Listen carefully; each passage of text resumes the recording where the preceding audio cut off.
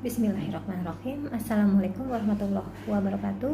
Perkenalkan, nama saya Roipa dari Fakultas Ekonomi Prodi Akuntansi kelas non-reguler. Pada kesempatan kali ini saya akan menjawab beberapa pertanyaan dari kuis kewirausahaan Islami. Pertanyaan pertama yaitu jelaskan mengenai jual beli dalam perspektif Islam, dan jawabannya jual beli secara bahasa adalah menukarkan sesuatu dengan sesuatu atau mukabilat syai bi syai'i. Adapun definisi jual beli menurut fuqaha yang dikutip oleh Abu Al-Rahman adalah menukarkan sesuatu dengan harga. Pemahaman ini didasarkan pada firman Allah surah Yusuf ayat 20 yang artinya dan jualah dengan harga. Lalu pertanyaan kedua yaitu jelaskan hukum jual beli. Hukum jual beli itu ada 4, diantaranya al-ibahah atau boleh, lalu wajib, haram, dan mandub atau sunnah. Al-ibahah merupakan hukum dasar dalam jual beli, yakni jual beli hukumnya netral.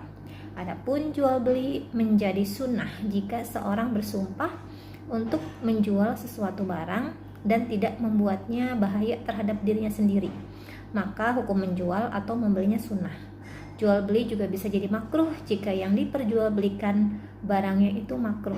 Adapun jual beli yang terjadi haram ketika barang yang diperjualbelikannya juga haram. Yang ketiga, jelaskan rukun jual beli. Abu Al-Rahman dalam karyanya mengatakan bahwa rukun jual beli itu berjumlah 6, yaitu sighat, akid, maq'ud, dan alaih. Jumlah 6 dipahami olehnya karena setiap satu rukun itu pada dasarnya 2. Misalnya sighat, di dalam sighat kata ini ada 2, yaitu ijab dan qabul. Demikian juga dengan akid, orang yang akad, di dalamnya terdiri dari penjual dan pembeli. Juga maq'ud alaih, barang yang diperjualbelikan, di dalamnya ada 2, yaitu memberi dan menerima. Di antara rukun jual beli adalah sighat, akid, dan maq'ud dan alih. Syarat dalam sighat dapat dilakukan dengan perkataan atau tindakan, sementara akid harus mumayyiz. Adapun maq'ud alaih suci dan harganya jelas. Berikutnya pertanyaan yang keempat yaitu jelaskan terjadinya perbedaan pendapat mengenai sahnya siapa yang boleh sebagai pembeli dan penjual. Telah sepakat para ulama jual beli yang dilakukan oleh orang mukallaf yang tidak dipaksa hukumnya sah. Hal ini tentu berbeda jika jual beli dilakukan oleh orang yang belum mukallaf. Pada hal ini ulama saling silang pendapat. Imam Malik dan Imam Syafi'i misalnya menyatakan tidak sah jual beli dilakukan oleh orang yang belum mukallaf. Hal ini didasarkan pada nas Al-Quran. Pendapat ini tidak sejalan dengan Imam Hanafi dan Imam Ahmad yang menyatakan sah jika anak tersebut sudah pintar. Tambahnya, anak yang masih kecil tapi sudah pintar, jika melakukan transaksi dengan seizin orang tua atau walinya dinyatakan sah. Abi Al-Muwahhib Abdul Al-Wahhab bin Ahmad bin Ali An-Ansyari 62. Argumen yang dibangun oleh Imam Hanafi dan Ahmad adalah terlepas pada izin orang tua atau wali, bukan pada anak. Artinya, semua yang dilakukan oleh anak tersebut di bawah tanggungan orang tua atau walinya.